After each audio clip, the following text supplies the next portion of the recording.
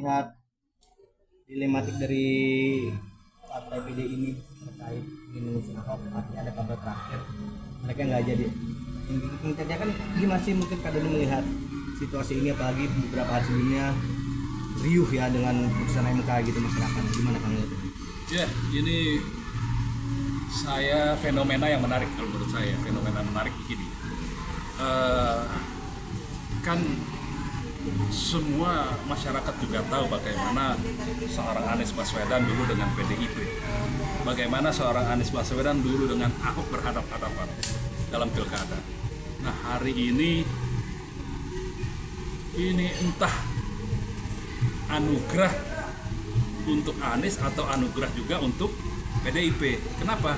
Karena saat ini kalau kami melihat gini, kita melihat Anies kan sebenarnya sudah ditinggalkan. Semua partai sudah diborong oleh Koalisi Indonesia Maju plus, ya, plus Nasdem, plus PKB, plus PKS. Terus kendaraan Anies apa? Hilang. Bahkan saya juga sedih sebenarnya ketika Ketua Umum Partai Nasdem mengatakan, wah ini kita Nasdem berat untuk mengusung Bung Anies supaya Bung Anies sadar diri lah ini, karena bukan keinginan tapi keadaan. Begitu juga dengan PKS yang menyatakan, yang menggebu-gebu dari awal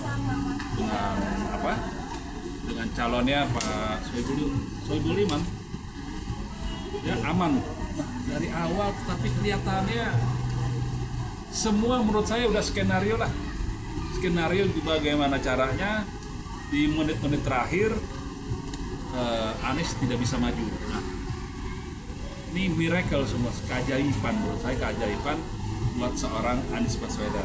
Tentunya dengan putusan MK itu saya melihat begini, melihat semua ada keajaiban. Artinya orang-orang yang berpotensi untuk memimpin provinsi semuanya dijegal. Kita contoh siapa? Anies Baswedan, Airin, terus ada lagi Edi Rahmayadi dan banyak lainnya. Tetapi semua diselamatkan oleh PDIP.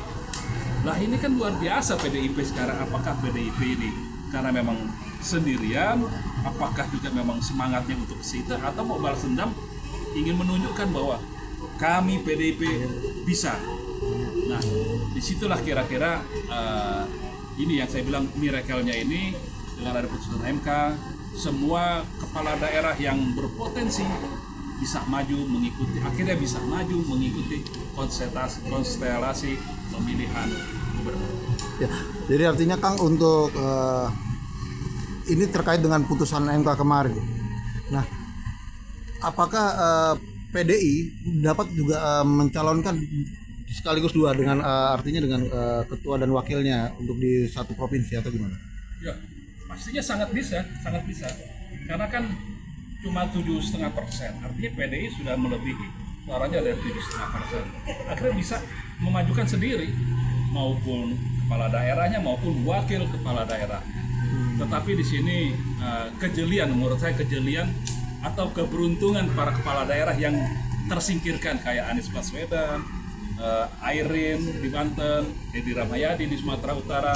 Nah ini menurut saya semua kayak sudah yang maha kuasa yang ngatur. Jadi orang-orang terbaik, putra-putra terbaik di negeri ini bisa tetap mengikuti konstelasi pemilihan gubernur. Kim Plus ini kan banyak banget partainya. Seberapa yakin sih PD untuk bisa melawan mereka nih untuk di kontestasi pilkada ini? Begini, terutama di DKI ini sih sebenarnya ya, kalau kita lihat bukan soal partai. Menurut saya Anies itu perlu kendaraan saja untuk berangkat, karena masyarakat, warga DKI mayoritas adalah merindukan Anies Rashid Baswedan sebagai gubernur. Jadi bukan karena partainya, jadi karena figur calonnya itu. Nah, didukung oleh partai untuk mendapatkan tiket. Nah ini kan lebih seru di DKI gini.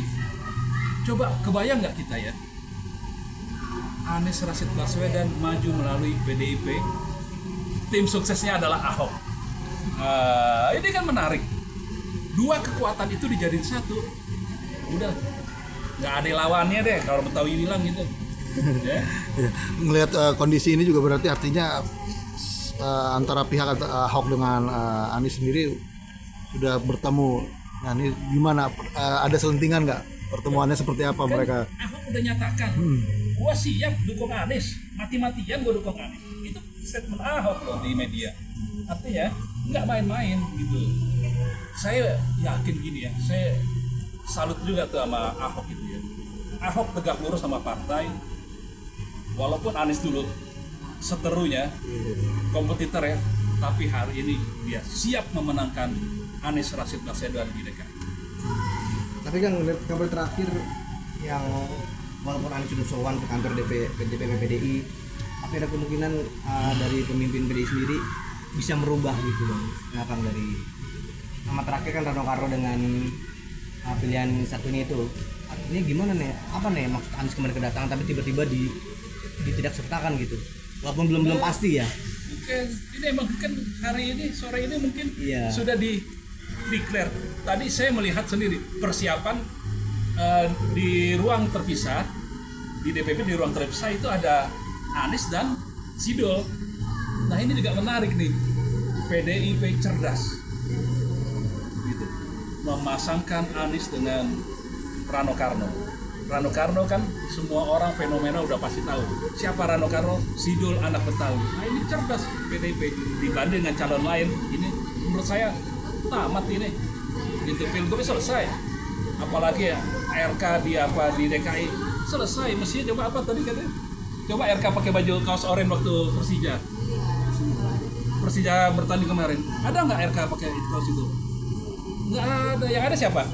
Anies Baswedan. Artinya di situ RK nggak berani menonjolkan diri gitu. Ini RK ragu sebenarnya nih. Jadi menurut saya Bismillah Anies lah menurut saya. Kang, sedikit tekankan lagi Anies Sidul akan seperti apa mungkin dimatakan dulu. Gimana? Anies Sidul. Kemungkinan seperti apa?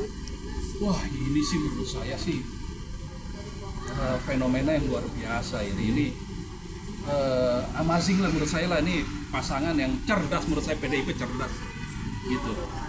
Rasanya dia akan mengalahkan kandidat yang di luar, yang didukung oleh berapa belas partai itu. Jadi di luar pasangan Anies Baswedan kemungkinan kecil untuk menang itu berat menurut saya.